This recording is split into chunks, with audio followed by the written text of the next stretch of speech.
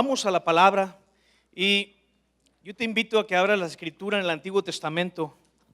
Sabes que la historia de la humanidad empezó en un huerto, en un lugar de delicia, de placer, que eso es lo que significa el Edén, un lugar de placer, un lugar de delicia, un lugar nice, bonito que Dios estableció, pero también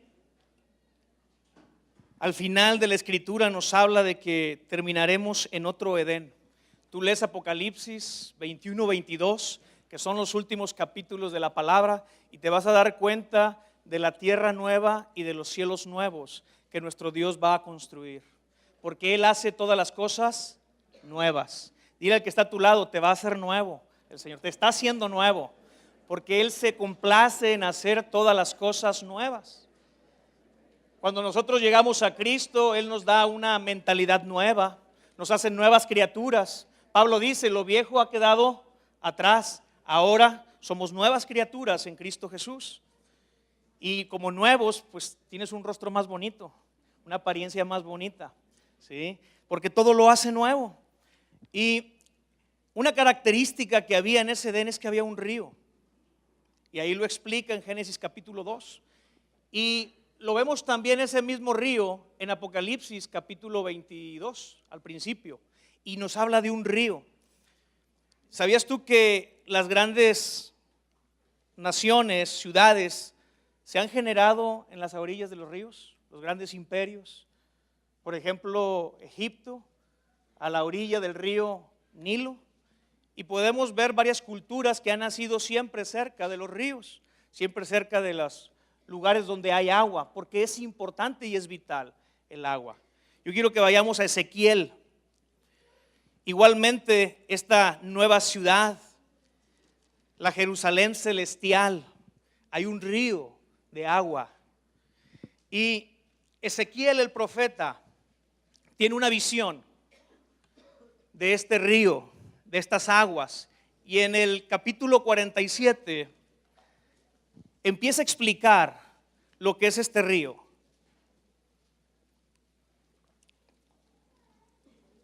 Empieza diciendo el versículo 1: me hizo volver luego a la entrada de la casa, y he aquí aguas que salían de debajo del umbral de la casa hacia el oriente, porque la fachada de la casa estaba al oriente. Empieza a hablar de que hay una casa, hay un templo, de donde el profeta empieza a ver que emerge agua por debajo del umbral de la casa, de la entrada. Empieza él a ver una fuente de agua que empieza a correr. Y dice que empieza a correr hacia el oriente, porque la fachada de este templo, de esta casa, estaba hacia el oriente.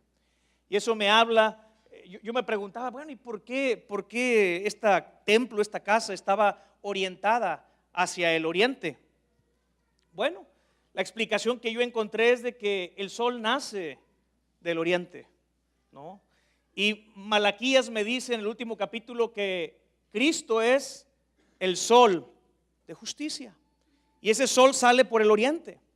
Y es una orientación a la que el templo, la casa de Dios, está como que esperando el nacimiento de ese sol. ¿Sabes que la iglesia también estamos expectantes del nuevo amanecer? Cuando Cristo vuelva por segunda vez. Y es una promesa que Él nos dejó, que así como Él se fue, Él volvería por su iglesia. Y eso es una esperanza increíble. Es algo que la iglesia nunca debe de perder de vista. Entender que viene por segunda vez nuestro Dios, nuestro Señor, y viene por su iglesia, por ti y por mí. ¿No te alegra eso? De que tenemos una esperanza increíble. Mira, los budistas no tienen esta esperanza. Buda no dice que va a volver por los budistas. No dice eso. Ni Mahoma por los árabes. Pero nuestro Jesús dejó una promesa, que Él volvería por su iglesia y nos resucitaría a los que estén muertos en un cuerpo glorificado, y a los que estén vivos serán arrebatados junto con Él. Y tenemos que tener esa orientación, tenemos que estar expectantes a la venida de nuestro Señor, porque algunos los tienen por tardanza. Y eso es peligroso, cuando tú la expectativa de que Cristo vuelve la pierdes. Porque dice ahí la Escritura que aquellos siervos, teniendo por tardanza la llegada de su Señor, empezaron a hacer cosas que no deberían de hacer, porque perdieron esa orientación. Pero la iglesia que se mantiene orientada, así como tú y yo, que estamos expectantes de la venida de Cristo, sabemos que en cualquier momento va a suceder. La Escritura no me dice cuándo, no da fechas, aunque algunos se han levantado por ahí queriendo decir que tal fecha viene, pero hasta ahorita se han equivocado todos los que han comentado eso. Pero hay una seguridad, y tal vez puede ser en la noche que venga nuestro Señor, puede ser mañana, no sabemos. Por eso es que tenemos que estar preparados y listos a la venida de nuestro Cristo. Y esta casa estaba orientada, estaba direccionada, su fachada, su frente hacia el oriente, esperando la salida de ese sol. Por eso es que las aguas salían hacia el oriente. Y sigue diciendo el versículo 1: y las aguas descendían de debajo hacia el lado derecho de la casa, al sur del altar. Versículo 2: y me sacó por el camino de la puerta del norte, y me hizo dar la vuelta por el camino exterior, fuera de la puerta, al camino de la que mira al oriente, y vi que las aguas salían del lado derecho. Y salió el varón hacia el oriente, llevando un cordel en su mano, y midió 1000 codos, y me hizo pasar por las aguas hasta los tobillos. Verso 4: midió otros 1000, y me hizo pasar por las aguas hasta las rodillas. Midió luego otros 1000, y me hizo pasar por las aguas hasta los lomos. Midió otros 1000, y era ya un río que yo no podía pasar, porque las aguas habían crecido de manera que el río no se podía pasar sino a nado. Empieza a describir la Escritura que hay un ángel, un varón, que sale y empieza a medir desde el templo hacia afuera este río, estas aguas que empiezan a brotar del altar. Y dice que mide 1000 codos y hace pasar al profeta, y el agua le llega a los tobillos.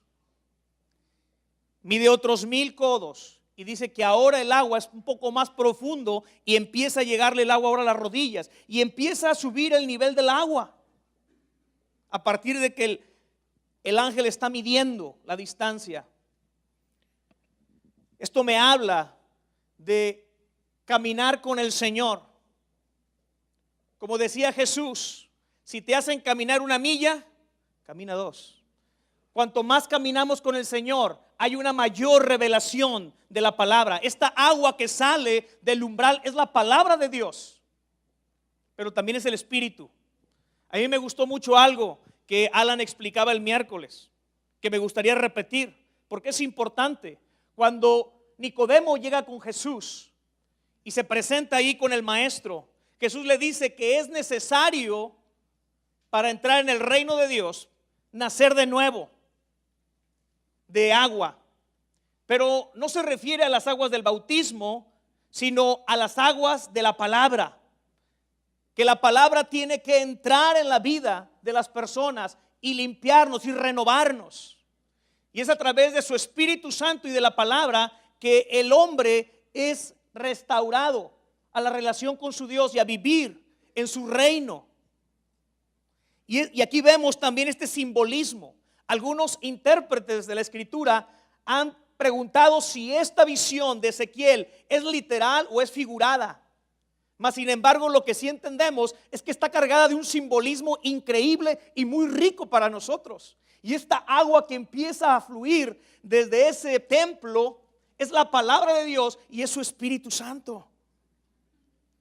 Y el domingo pasado, en este congreso último que tuvimos de activación ministerial, yo vi hombres y mujeres que caminaron 1000 codos más con el Señor y fueron sumergidos a un mayor nivel.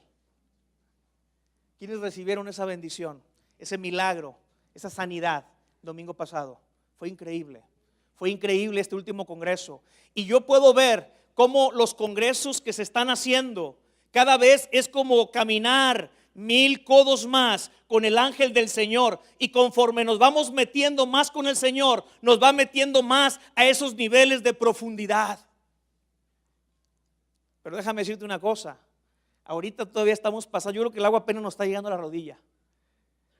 Viene lo mejor. Viene lo mejor, está por delante lo mejor. Las profundidades están más delante. Lo que nos está invitando la Escritura, la palabra, es a meternos más con el Señor. Conforme tú te metes más con el Señor, te metes a mayores profundidades con Él. De repente hay gente que pregunta, ¿y yo por qué no experimenté eso? Que algunos experimentaron y que algunos nos quedamos de espectadores atrás viendo cómo gente aquí estaban recibiendo el toque del Espíritu Santo y la revelación y el milagro y la sanidad. Y muchos de los que estábamos expectantes no lo recibimos y yo ¿y por qué a mí no me tocó? Bueno, será que a lo mejor nos estamos quedando en la orilla y no estamos caminando esos 1000 codos con el ángel del Señor. La palabra me dice que este profeta, mientras caminó con el ángel del Señor, caminaba esos 1000 codos, cada vez iba entrando más en la palabra de Dios. Cada vez iba habiendo mayor revelación, mayores profundidades, mayor gracia, mayor derrame del Espíritu Santo, un mayor toque de su Espíritu Santo. Hoy nos invita la palabra a caminar 1000 codos más para meternos con el Señor. ¿Tú quieres meterte con el Señor? ¿Quieres más de Dios? Créeme, mi amado, que no hemos visto nada. No hemos visto nada. Hemos probado muy poco de lo que Dios tiene. Nuestro Dios no se consume en un milagro, no se acaba en un milagro. Dios tiene mucho más, pero demanda de nosotros caminar con Él otros 1000 codos para irnos metiendo en esa profundidad. Yo creo que lo has experimentado cuando te has metido a la palabra. ¿No te ha pasado? Que conforme te disciplinas y escudriñas más la Escritura, mayor revelación hay, un mayor entendimiento. Se abre nuestro entendimiento. Dice la Escritura que cuando los discípulos de Emaús iban a Emaús, dice que iban ahí hablando los dos, comentando lo que había sucedido, y de repente Jesús se acerca con ellos. Hasta entonces no habían entendido las Escrituras, porque iban caminando solos. Pero llega Jesús con ellos y Jesús empieza a caminar con ellos. Ellos empiezan a caminar con Jesús y dice más adelante la Escritura que se le abrieron los ojos, se les abrió el entendimiento y pudieron entender la Escritura. Conforme tú te metes más con el Señor, mayor revelación hay de la Escritura. Mayor revelación. Hasta llegar a un punto en el que vas a tener que nadar. Porque literalmente vamos a estar sumergidos en su presencia. Dice el versículo 6, y me dijo, ¿has visto, hijo de hombre? Después me llevó y me hizo volver por la ribera del río. Ahora, antes de seguir en las siguientes escrituras, yo quiero que veas de dónde salen estas aguas. Nos vamos a Apocalipsis, y en Apocalipsis, ahí deja un momento el Ezequiel 47, y en Apocalipsis, en el versículo 22, me dice de dónde brotaban estas aguas. Ezequiel me dice que brotaban de una casa, de debajo de la puerta, de un umbral. Pero Apocalipsis 22 me revela y dice, después me mostró un río limpio de agua de vida. Nos empieza a dar un poquito más de luz de las características de esta agua que empieza a brotar. Y dice que es un río limpio, porque la palabra de Dios es limpia, porque la palabra de Dios es pura, porque no hay falla en la palabra de Dios. Es agua limpia, cristalina. Y como dice aquí el versículo 1 de Apocalipsis, y es agua de vida, resplandeciente como cristal, que salía del trono de Dios y del Cordero. La palabra de Dios y su Espíritu Santo han salido del trono de Dios y del Cordero. Esta palabra, esta escritura que nosotros tenemos, han salido de boca de Dios, del corazón de Dios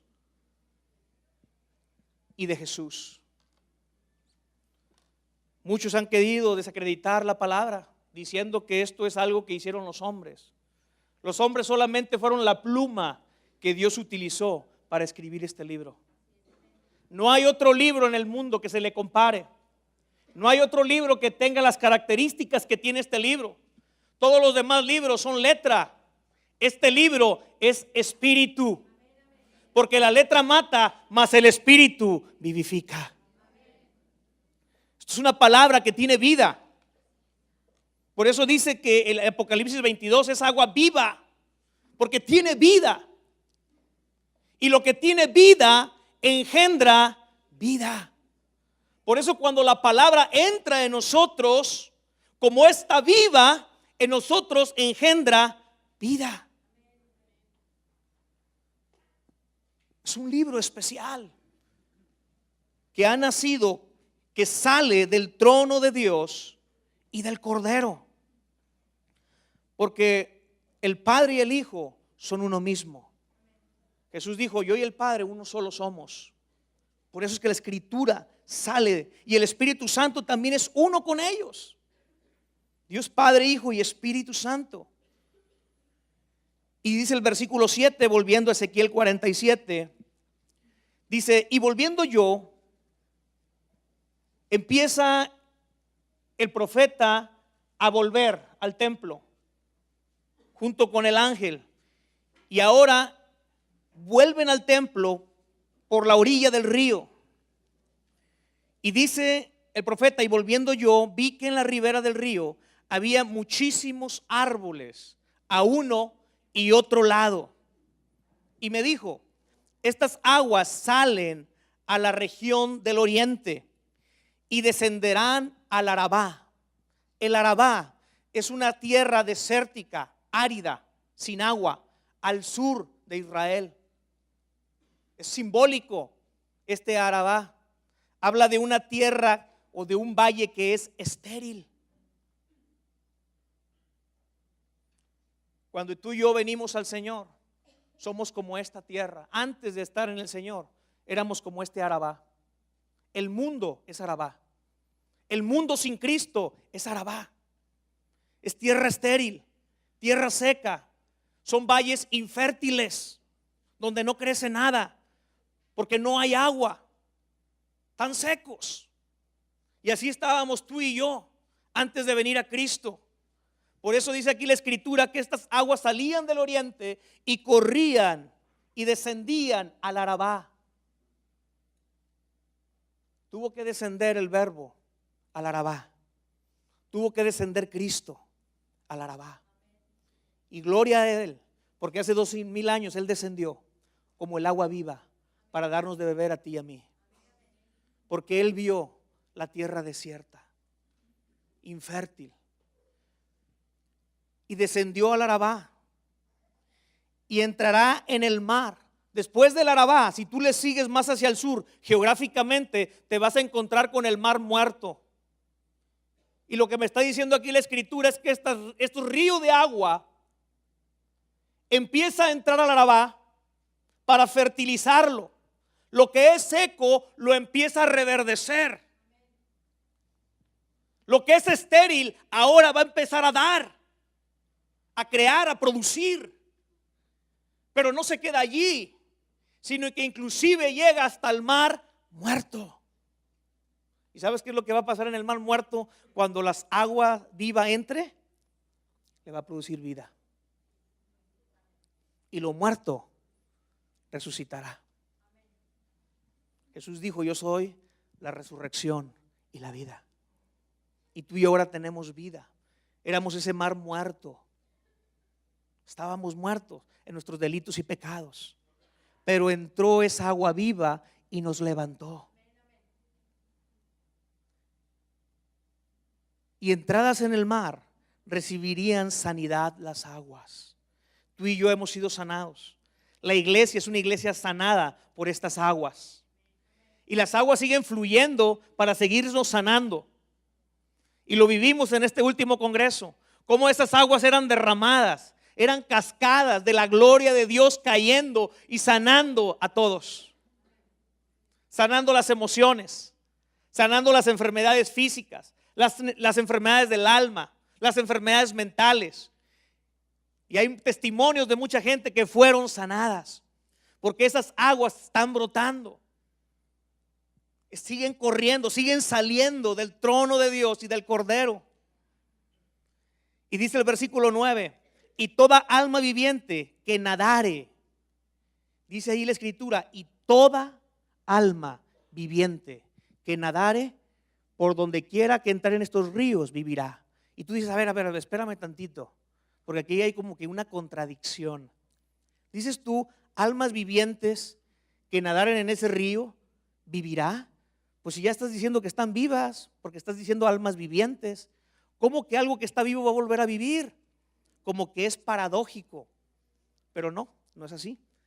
Lo que está diciendo aquí la escritura cuando dice almas vivientes significa personas que tienen el hálito de vida, como por ejemplo cuando Dios creó en Génesis capítulo 2 a Adán.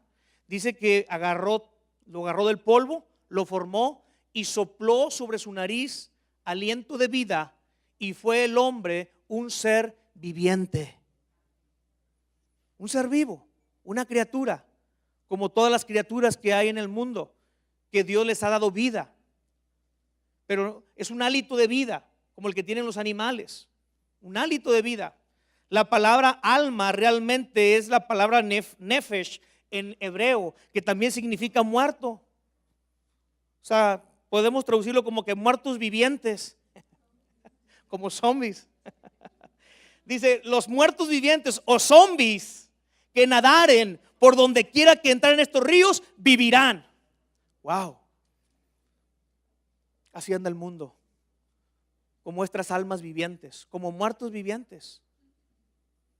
Caminan, duermen, se levantan, desayunan, van al trabajo, llegan a la casa, cenan, se duermen, se levantan, desayunan, van al trabajo, trabajan, llegan a la casa, cenan, se duermen y así están, sin sentido, como robotitos nada más, sin mucho propósito en la vida.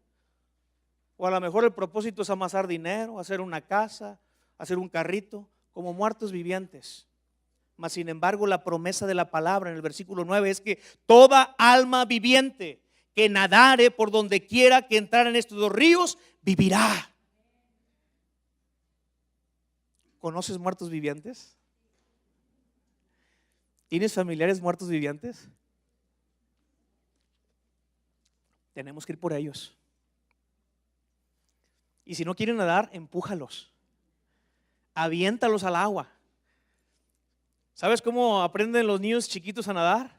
Los bebitos los avientan y por instinto empiezan a nadar.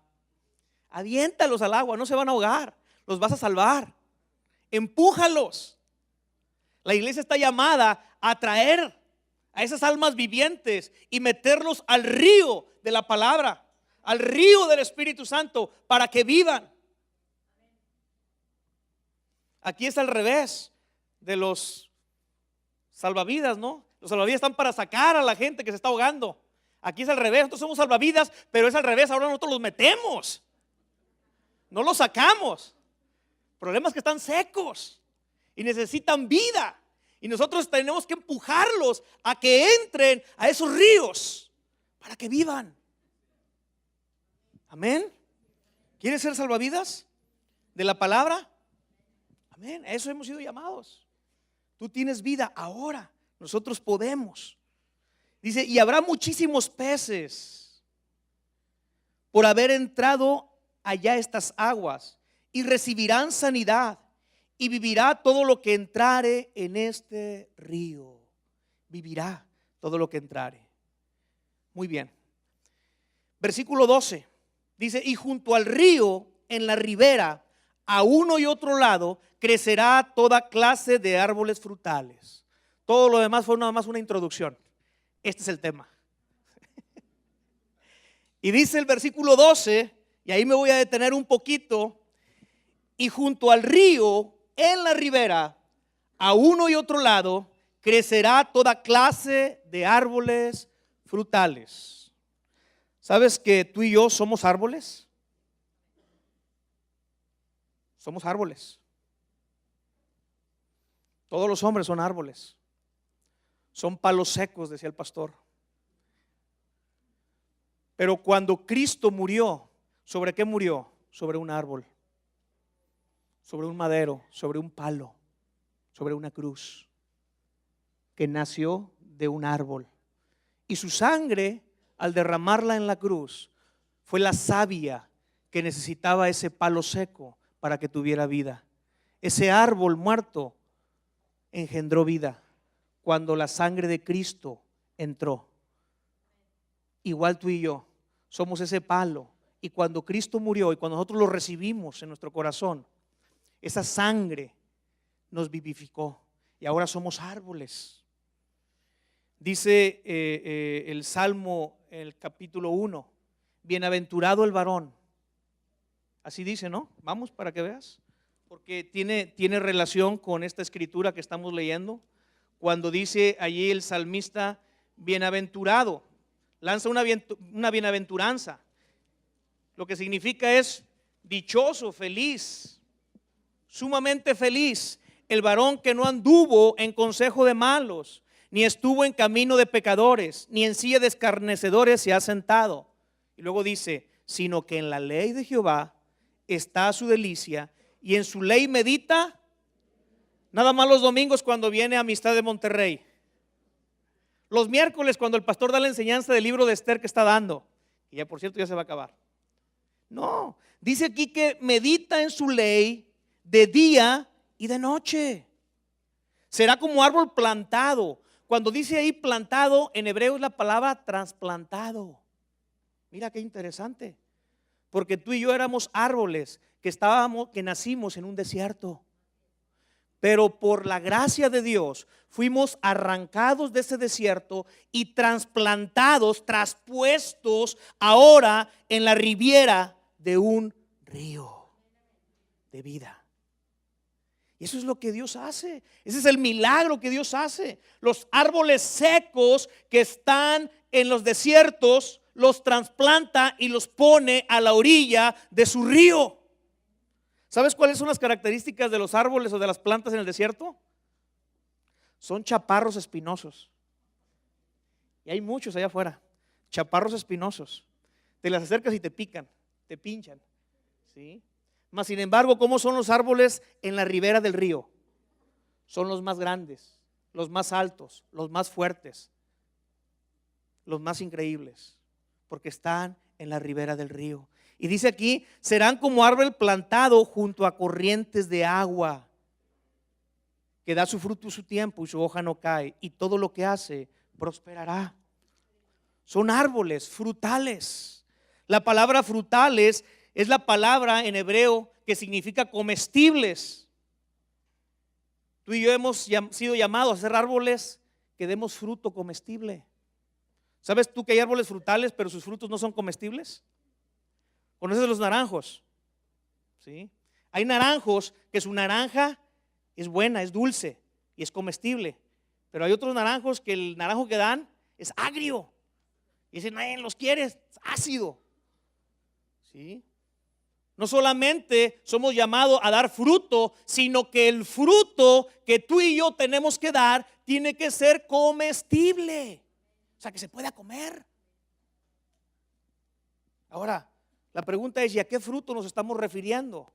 Bueno, te puedes ir a Gálatas capítulo 5, cuando dice, y los frutos del Espíritu son amor, gozo, paz, paciencia, benignidad, bondad, mansedumbre, templanza, fe, dominio propio. Esos son los frutos que tenemos que dar. Y la pregunta es, ¿y esos frutos para quién son? ¿Para ti mismo? No. ¿Cuándo has visto que un manzano se coma sus propias manzanas? Nunca. El fruto que nosotros damos es para el prójimo, para otro, no para ti. Es para tu familia, para tu cónyuge, para tus hijos. Entonces dice la escritura aquí en este versículo 12, y junto al río en la ribera, a uno y otro lado, crecerá toda clase de árboles frutales, comestibles. 4 características de estos árboles frutales. 4 características vamos a ver. Número 1, si estás anotando, ponle ahí, 1. Sigue diciendo la escritura, sus hojas nunca caerán. Primera característica de estos árboles, sus hojas no caen. Sus hojas no caen. Esta palabra que se traduce por caer en el hebreo también se traduce como seca. Es decir, sus hojas no se secan. Son personas que no son secas, están siempre verdes. Hay árboles que son siempre verdes. Y tú y yo somos de ese tipo de árboles, somos de esa especie, somos siempre verdes. Tú sabes que cuando llega el invierno hay árboles que la hoja se les cae porque entra el invierno y tiran la hoja. Pero hay árboles, aunque esté nevando, la hoja no se le cae. Y tú y yo somos de esa especie de árboles. Tenemos hoja que no cae, que se mantiene verde, que está pegada a la savia. ¿Por qué? Porque el agua de donde se alimenta este árbol es tan poderosa, es tan viva, porque la palabra de Dios es tan penetrante, porque su Espíritu Santo es tan pleno, que las circunstancias que hay a nuestro alrededor no nos tumban. Escúchame, no te tumban, no caes, no te caes. Dice, a tu lado caerán 1000 y a tu diestra 10,000, pero a ti no te tocará. Wow, qué promesa. Nosotros no caemos. Y también dice el proverbio, y aunque caemos, y aunque el justo cae 7 veces, 7 veces se levanta, porque el Espíritu nos levanta de nuevo. Y aunque tropezamos, nos mantiene y nos sostiene con su diestra de poder. ¡Qué promesa! Una persona seca es una persona aburrida, fastidiada, ¿sí? Amargada. Es una persona seca. No existe el cristianismo aburrido, amargado, frustrado. La religión es seca. La religión es aburrida, fastidiosa, pero la relación no. La relación es vida, es alegría, es una aventura. La religión es aburrida, pero la relación con Cristo es toda una aventura.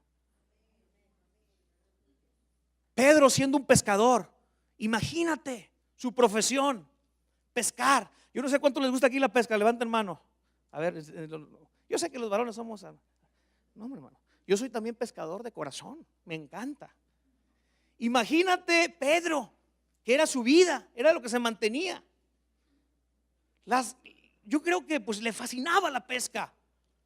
Cuando pica en el reel un pez de esos de 2 kilos, hombre, sientes increíble para los que nos gusta la pesca. Y ahí estás luchando con él y tráetelo, no te lo traes. Es emocionante. Mira, para que un pescador como Pedro haya dejado la red y seguir a Cristo, créeme, no era porque es una aventura aburrida el seguir a Cristo. Cristo no era ningún aburrido. Para que un hombre como él haya dejado lo que dejó y seguirlo, se trataba de una aventura mayor que la misma pesca.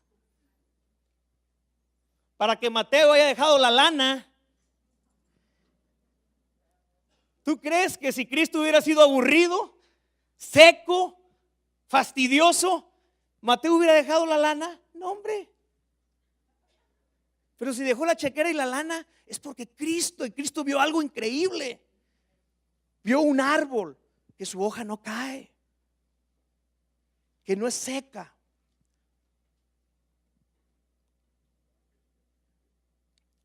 Las hojas caídas son aquellas personas desconsoladas, afligidas. Pero cuando llegan estas aguas de vida, nos saca de toda aflicción, de todo desconsuelo. Esa agua nos reverdece. También la palabra es fallar. Quiere decir que estas hojas no fallan. Estos árboles no fallan. Es otra característica de estas hojas que no caen, no fallan. Tú puedes leer el ejemplo de Daniel en el capítulo 6, versículos 3 y 4, cuando dice que los sátrapas y gobernadores, por envidia, porque el rey puso a Daniel por encima de todos los gobernadores, él era el gobernador de los gobernadores, entonces los demás que estaban debajo de él le tenían envidia. ¿Sí? Y entonces lo que empiezan a hacer es búscale algo donde haya falla, búscale cola que le pisen, dirían otros, búscale cola que le pisen. Pero sabes una cosa, dice la escritura, que no le encontraron ninguna falta, no le encontraron ninguna falla. Los que hemos nacido en Cristo, ya no hay cola que nos pisen. ¿Sabes cuál es el problema con el diablo? Cuando él tiene asadera de donde agarrarte y sacudirte. Eso es lo que pasa en el mundo. El diablo tiene de donde pisar cola a todo mundo. ¿Sí? Y te saca los trapitos al sol y te dice, acuérdate que tú hiciste esto, acuérdate que tú hiciste el otro. Y te atormenta y te tortura. Y la gente vive atormentada y torturada.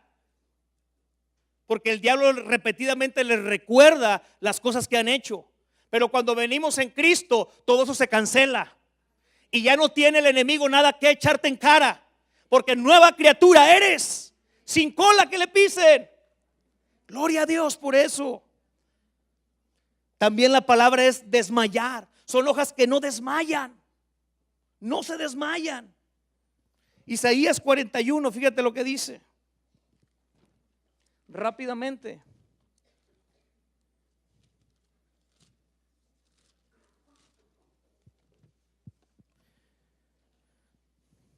Verso 10, mira la promesa de nuestro Dios. No temas porque yo estoy contigo. No desmayes. Es la misma palabra, no desmayes, porque yo soy tu Dios que te esfuerzo. Siempre te ayudaré, siempre te sustentaré con la diestra de mi justicia.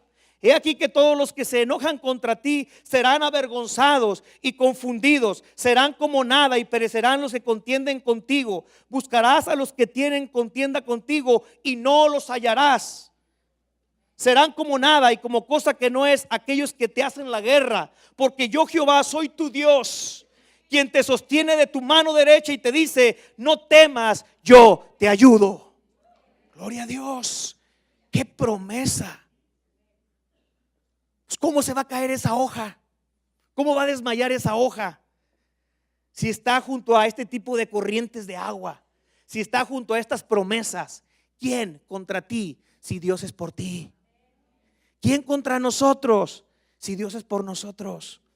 Si estamos plantados junto a estos ríos de agua, ¿quién te puede tumbar? ¿Quién te puede hacer desmayar? Nada, ni nadie. Porque hay promesas increíbles de parte de nuestro Dios.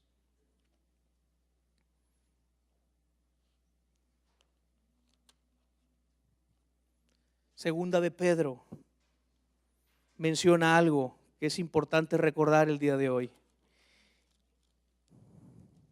Y dice en el capítulo 1, versículo 10, por lo cual, hermanos, tanto más procurad hacer firme vuestra vocación y elección, porque haciendo estas cosas, ¿qué dice?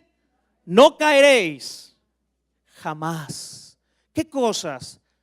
¿Haciendo qué cosas? Bueno, te vas al versículo 5 de ese mismo capítulo, primera de Pedro, y dice, vosotros también, poniendo toda diligencia por esto mismo, añadid a vuestra fe virtud, a la virtud conocimiento, al conocimiento dominio propio, al dominio propio paciencia, y a la paciencia piedad, a la piedad afecto fraternal, y al afecto fraternal amor. Lo que nos está diciendo la Escritura es que debemos de ir incrementando nuestras cualidades cristianas. Y dice Pedro que quien hace esto nunca, jamás caerá. Porque estas son las corrientes de agua de la cual nos estamos alimentando. Y hace que nuestra hoja no caiga. Amén. Segunda característica de estos árboles. Seguimos en el versículo 12 del capítulo 47 de Ezequiel. Enseguida dice, sus hojas nunca caerán, ni faltará su fruto. Ni faltará su fruto. Segunda característica. Esta palabra ni faltará su fruto en el hebreo es la palabra tamam, que significa estar completo, estar perfecto. Significa ser íntegro y ser pleno. Estos árboles están plenos, están completos, están íntegros, están completos, nada les falta, porque están junto a corrientes de agua viva, nada les falta. Colosenses capítulo 2, rápidamente, fíjate lo que dice la escritura allí al respecto. Y dice Colosenses 2, porque en él habita, hablando de Cristo, porque en él habita, versículo 9 del capítulo 2 de Colosenses, porque en él habita corporalmente toda la plenitud de la deidad. Y vosotros, ¿quiénes son vosotros? Pues nosotros, tú y yo. Y nosotros estáis completos en él. Quien nos hace plenos, quien nos hace completos, no es la media naranja, no te equivoques. A veces muy románticamente le decimos a la esposa, es que tú me completas. No es cierto.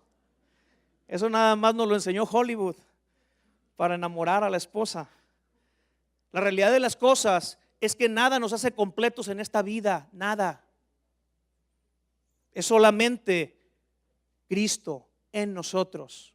Dios ha creado un hueco en nosotros, un nicho que Él ha puesto en el corazón de todas las personas, de todos los seres humanos. Y ese hueco Él lo creó para ser llenado por su presencia. No hay otra cosa que pueda llenar ese hueco más que la presencia de Dios. Por eso es que mucha gente no encuentra satisfacción aquí en la tierra y podrá tener millones de millones. ¿Y sabes qué? Sigue deseando más millones porque no encuentra satisfacción. Se compra el carro último modelo y sin embargo sigue anhelando más. Porque estará feliz el primer mes, pero créeme que para el segundo mes ya esa emoción que traía del carro último modelo ya se le pasó. Porque nada hay en este mundo que haga pleno al hombre, a la mujer. Solamente el Señor. Y estos árboles tienen esa característica de que han sido completados por la palabra y el Espíritu Santo. Y es lo que necesitamos tú y yo, ser plenos con la palabra de Dios y su Espíritu Santo.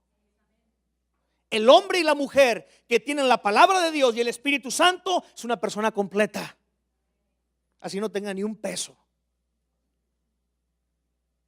Así no tenga ninguna riqueza. Porque han entendido que esta riqueza es la palabra y el Espíritu Santo, es Dios. También hay una promesa aquí de que dice, ni faltará su fruto. Deuteronomio capítulo 7. Esta es la promesa que Dios nos hace a todos nosotros. Y dice, y subráyala para que te la repitas a ti mismo cuando te veas en el espejo y a tus hijos. Y los bendigas y les digas, y te amará, te bendecirá y te multiplicará el Señor. Y bendecirá el fruto de tu vientre y el fruto de tu tierra, tu grano, tu mosto, tu aceite, tu cría de tus vacas y los rebaños de tus ovejas en la tierra que juró a tus padres que te daría. Hay una promesa de que el fruto no faltará. Y no solamente el fruto comestible, sino aún el fruto de tu vientre, es decir, tu descendencia. Estos árboles tienen descendencia. Estos árboles procrean, dan hijos. Tal vez a lo mejor no hijos físicos, pero al menos espirituales. Son árboles que se reproducen en otros árboles iguales de la misma especie. Y será bendito el fruto de la tierra y el fruto de tu vientre. Nuestros frutos son los resultados de nuestras acciones. Y ya lo veíamos en Gálatas capítulo 5, versículos 22 y 23. Tercera característica de estos árboles. Y sigue diciendo ahí la escritura, sus hojas nunca caerán, ni faltará su fruto, y a su tiempo madurará.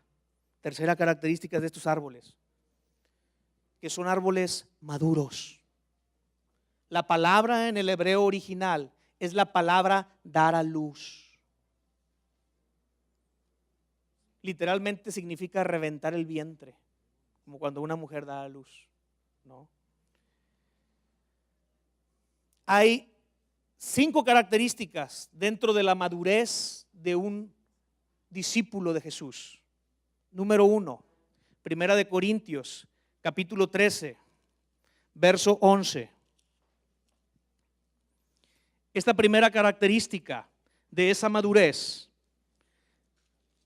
de estos tipos de árboles que están plantados a la orilla del río de vida, dice el versículo 11 del capítulo 13 de Primera de Corintios: cuando yo era niño, hablaba como niño, pensaba como niño, juzgaba como niño, mas cuando ya fui hombre, dejé lo que era de niño. Para empezar a madurar, tenemos que dejar las cosas de niño y empezar a crecer. Dejar las cosas de niño para empezar a ser maduros. Hay hombres y mujeres que no quieren dejar su niñez, pero aquí la palabra me dice que dejó lo que era de niño para empezar a crecer. Estos árboles han dejado de ser niños y han crecido junto a la ribera del río de la vida. Segunda característica,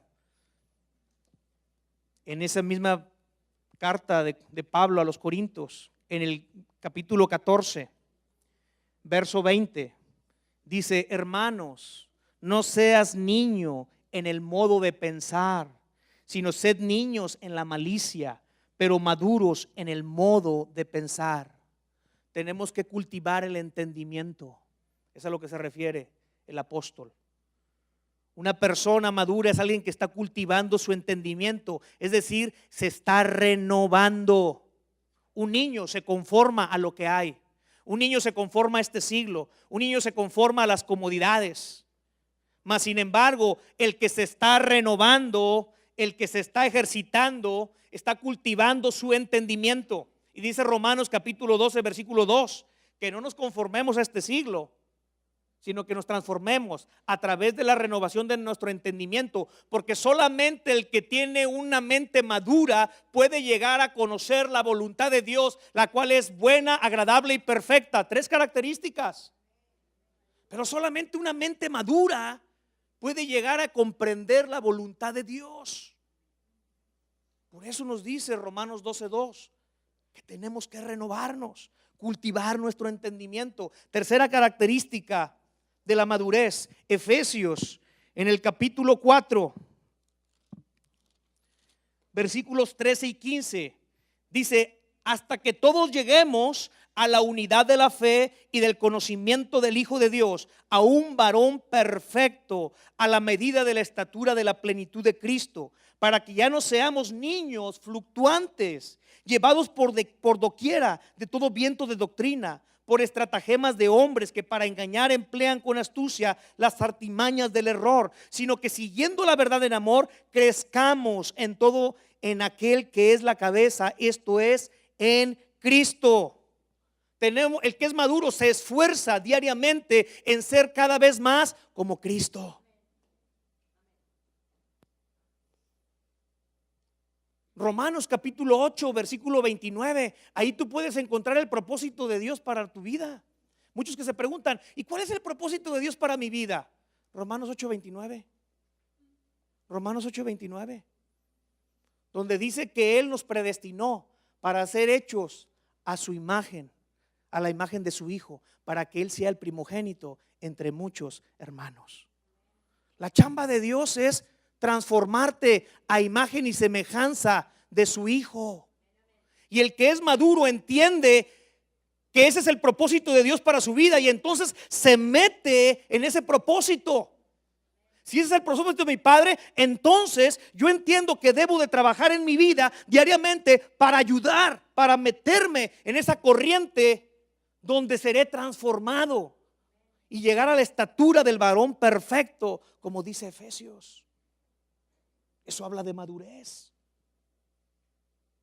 Esta es la característica que tienen estos árboles. Cuarta característica de madurez Hebreos capítulo 5, rápidamente porque el tiempo se nos está acabando. Hebreos 5 dice, versos 13 y 14, y todo aquel que participa de la leche es inexperto en la palabra de justicia porque es niño, pero el alimento sólido es para los que han alcanzado madurez, para los que por el uso tienen los sentidos ejercitados en el discernimiento del bien y del mal. Gente que está ejercitada, sus sentidos están listos para entender lo que está bien de lo que está mal. Hay un discernimiento espiritual. Eso me habla de madurez. Gente que come alimento sólido, porque los niños necesitan todavía su biberón, su bibi, su lechita.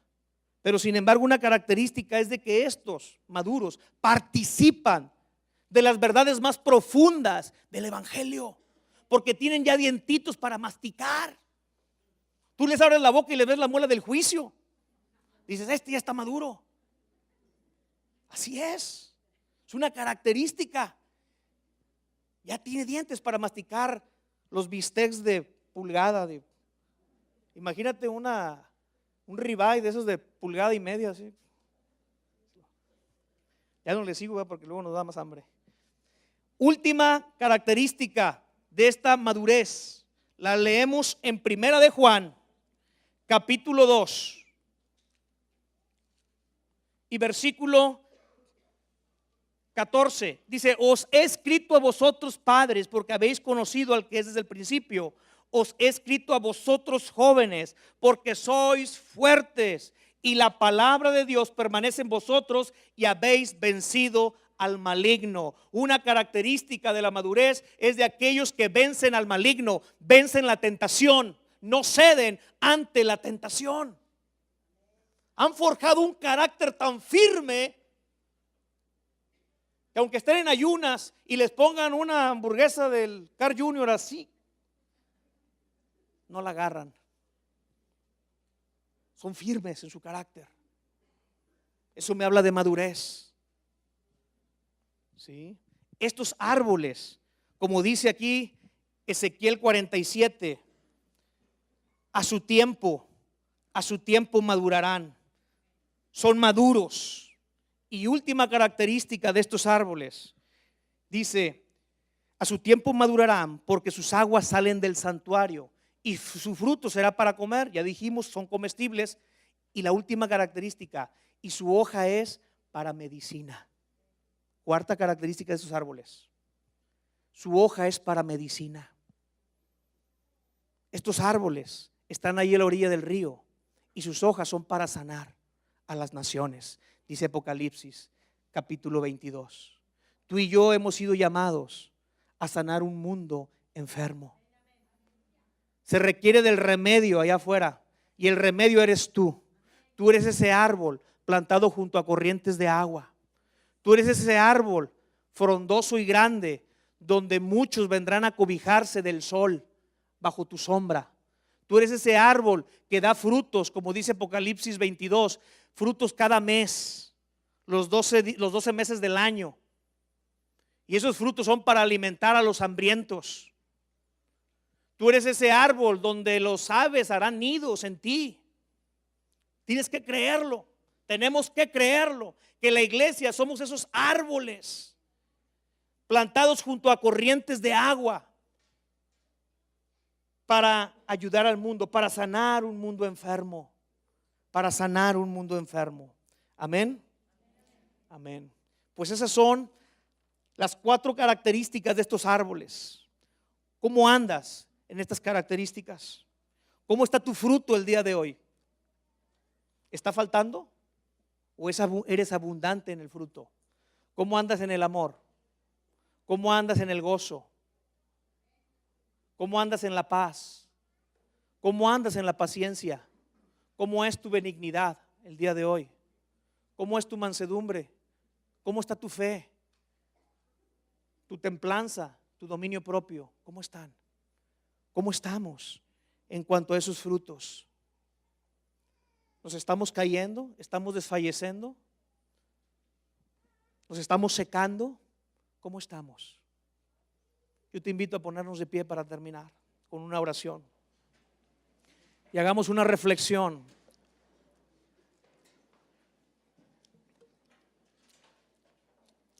sobre este árbol, de estos árboles plantados a la ribera del río de vida.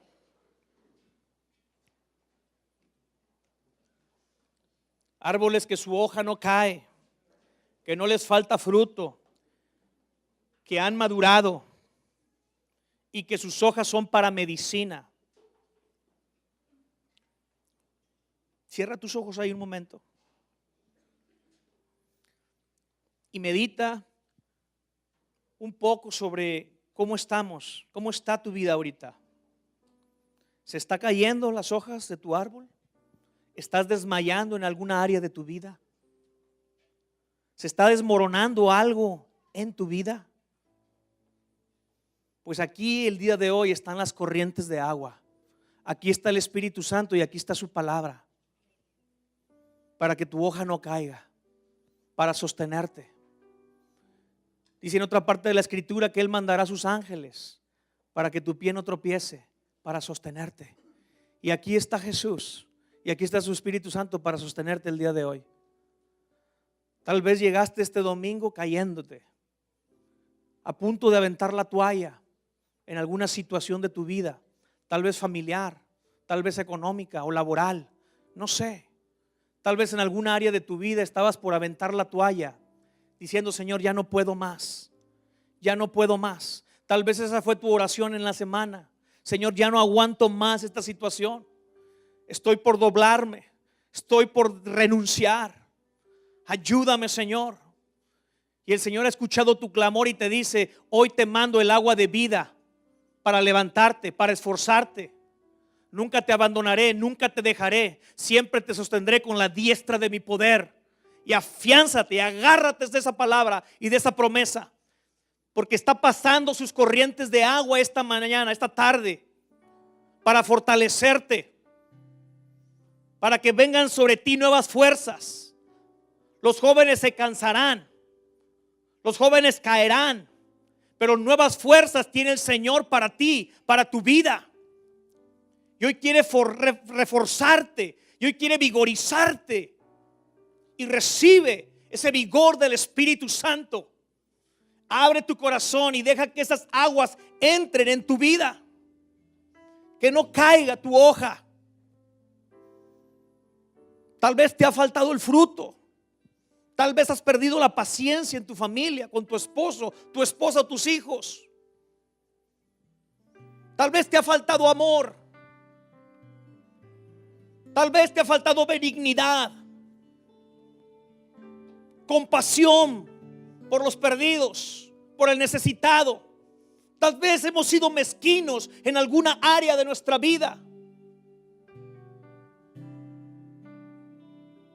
Tal vez ha faltado el dominio propio y hemos cedido al pecado. Y seguimos cayendo una y otra vez en los mismos pecados y decimos: Señor, una vez más vengo delante de ti porque he pecado en lo mismo. He vuelto a caer.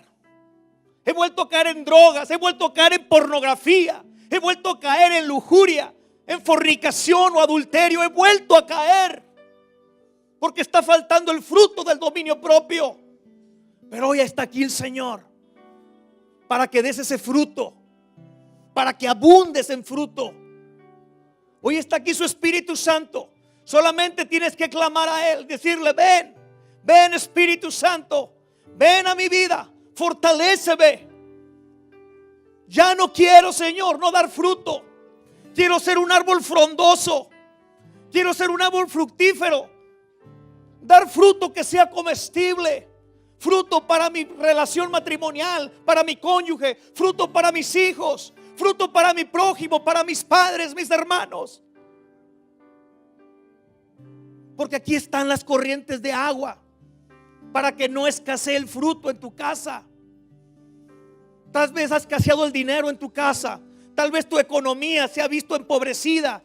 Tal vez has visto que tu negocio empieza a bajar inexplicablemente y dices: ¿qué está pasando? ¿Por qué en vez de prosperar estoy retrocediendo? ¿Por qué en vez de abundar me estoy empobreciendo? ¿Qué está pasando? Tal vez hasta sin empleo te has quedado y no hay fruto. Pero hoy está aquí el Espíritu Santo para que abundes en fruto. Y Él hará un milagro sobrenatural en tu economía. Óyeme bien. Él va a hacer un milagro sobrenatural porque hoy estás bebiendo de esa agua viva.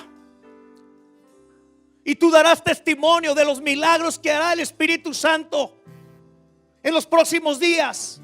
De cómo Él abrirá las fuentes de los cielos y derramará de su gracia y de su gloria y sobreabundará. Y reprenderá por a ti al devorador, de tal manera que no te falte nada.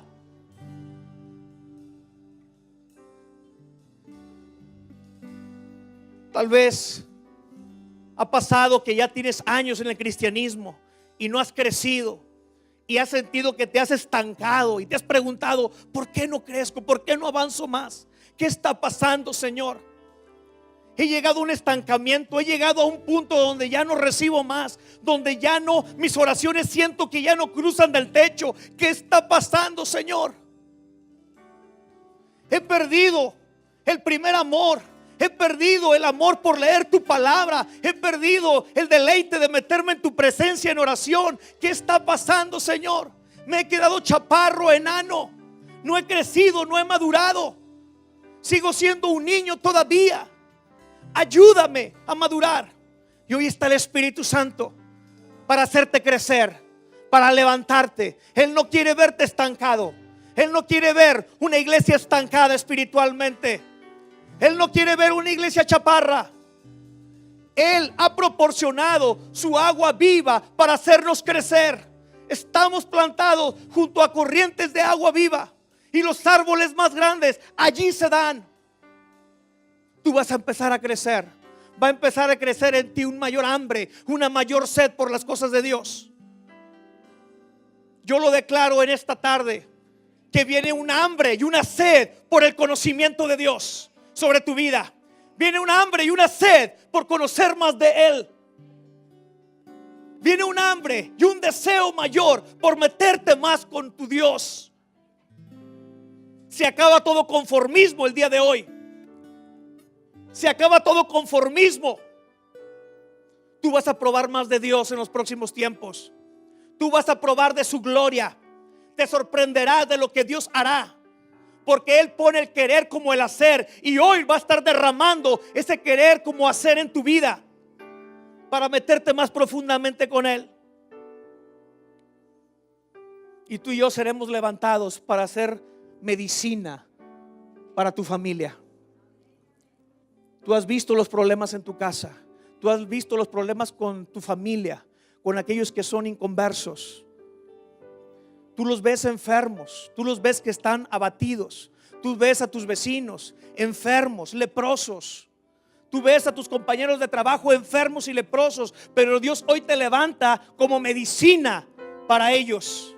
Hoy te levanta Dios como medicina para ellos. Tú eres el antídoto para ellos. Porque en ti está Cristo. Porque Cristo es la solución a la enfermedad. Y Dios hoy nos hace hojas para la sanidad de las naciones. Padre, te damos gracias, Señor, en esta mañana, en esta tarde. Gracias por tu palabra. Gracias por tu Espíritu Santo. Gracias por estas corrientes de agua viva. Empieza a darle gracias y dile: gracias, Padre. Gracias, Señor. Gracias por esta agua que brota del trono del Padre y del Cordero. Gracias, Señor. Clama a tu Dios para que Él rompa las fuentes de lo alto y desciendan agua viva. Oh Padre, rompe las fuentes de los cielos. Rompe las fuentes de los cielos y se derrame hoy tu gloria. Derrama de tu agua. Estamos sedientos. Manifiéstale tu sed. Dile: Señor, estoy sediento. Estoy hambriento. Necesitamos más de ti, Señor. Tenemos nuestra lengua seca, pegada a nuestro paladar. Mi alma te anhela. Como el siervo brama por las aguas en el desierto, así bramo hoy, Señor. Así clamamos hoy, como ese siervo que estaba en un desierto y decía: necesito agua porque me muero. Oh, mi amado, este es un tiempo de vida o muerte. Clama por esa agua viva. Clama por esa agua viva. Aquí está Jesús, aquel hombre que se encontró con la mujer samaritana junto al pozo de Jacob, y le dijo: si tú tomas de esta agua, nunca más volverás a tener sed. Yo soy el agua de vida.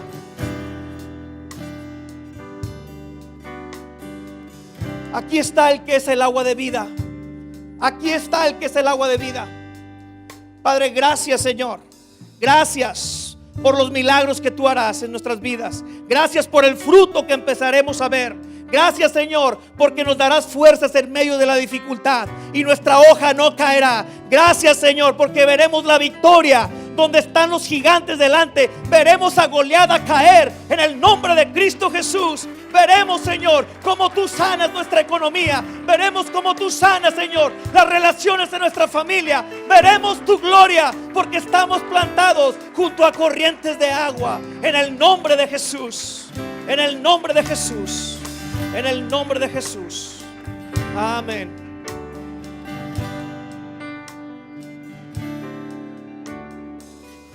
Los cielos están abiertos y esa agua va a seguir saliendo para que te sigas sumergiendo durante la semana. Aquí hemos empezado.